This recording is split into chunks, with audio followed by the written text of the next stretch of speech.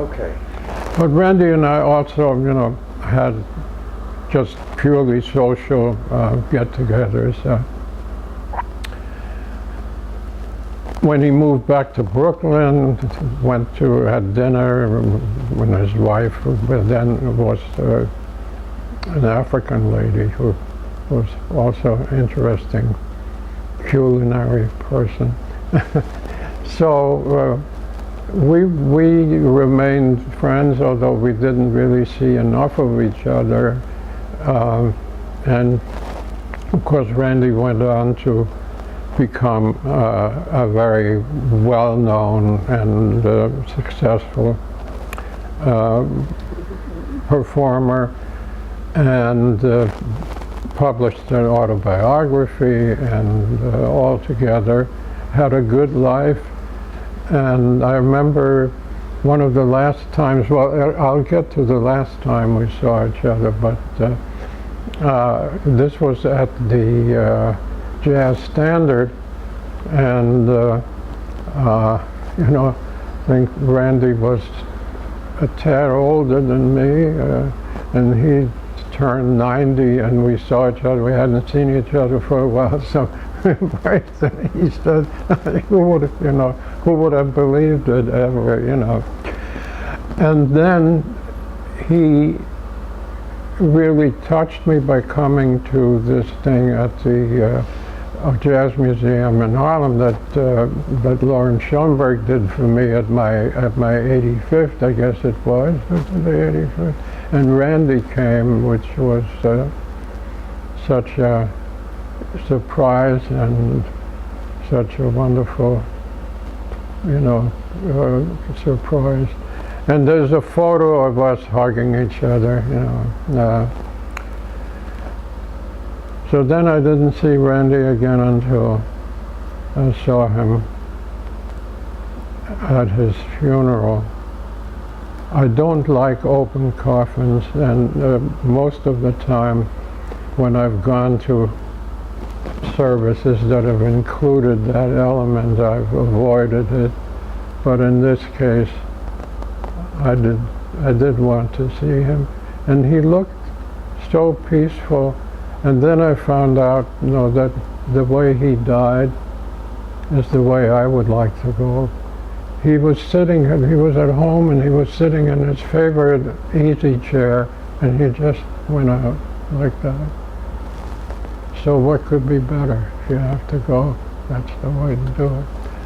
So anyway, the funeral was very impressive. It was at St. John's Cathedral, which is an enormous space. I think it's one of the biggest indoor spaces in America.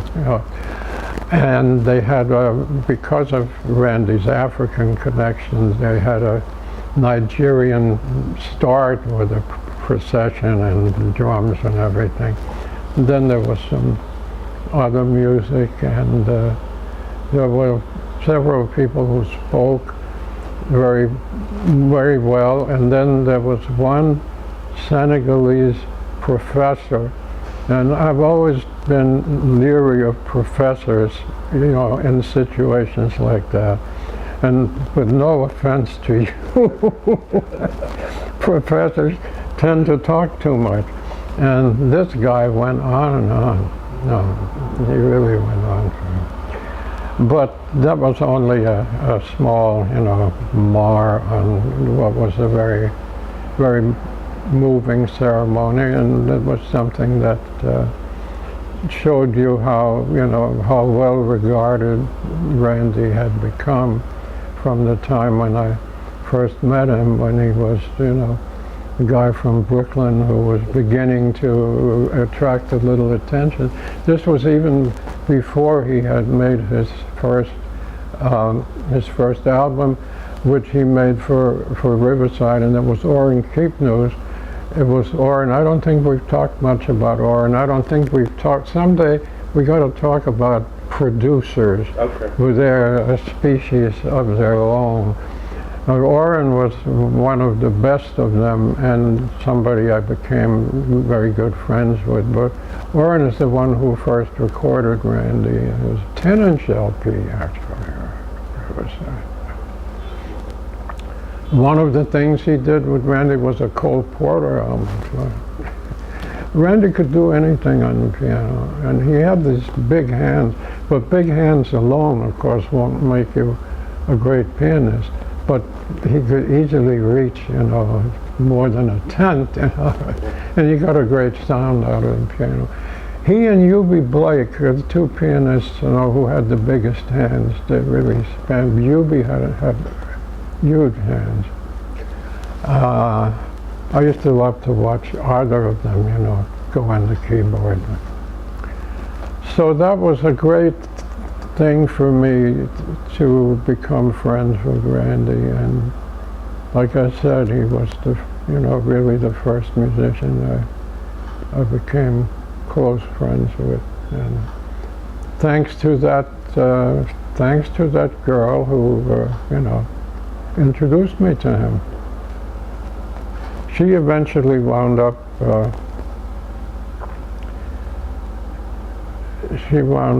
marrying a Peruvian. She went to work for BMI, but she actually got to know Ulysses Kay, who's a black composer. Who I got to meet him through her as well. She was great.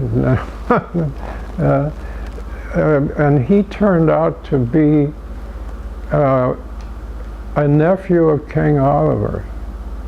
He was King Oliver's nephew, and he remembered sitting on King Oliver's lap when he was, like a wee one.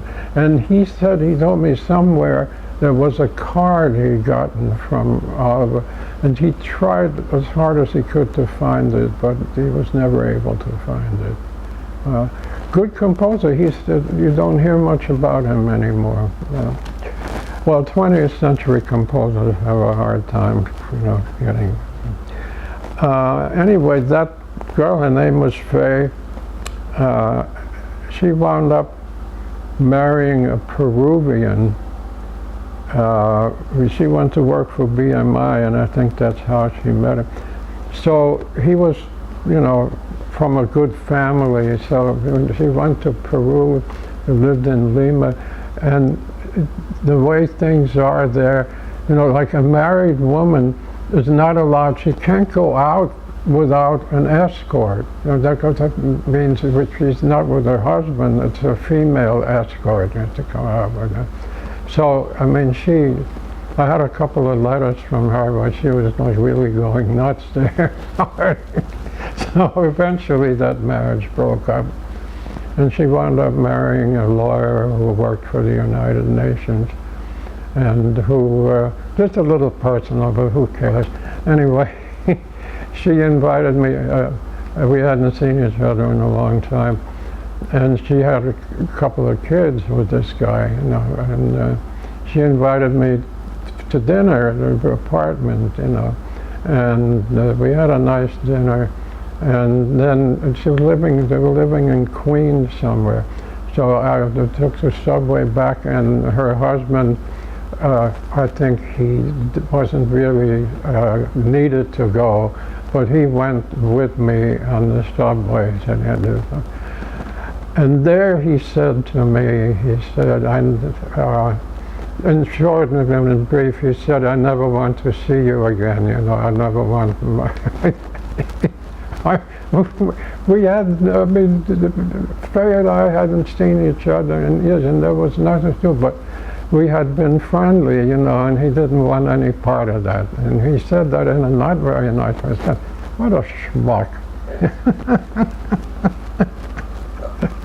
I don't know what happened after that.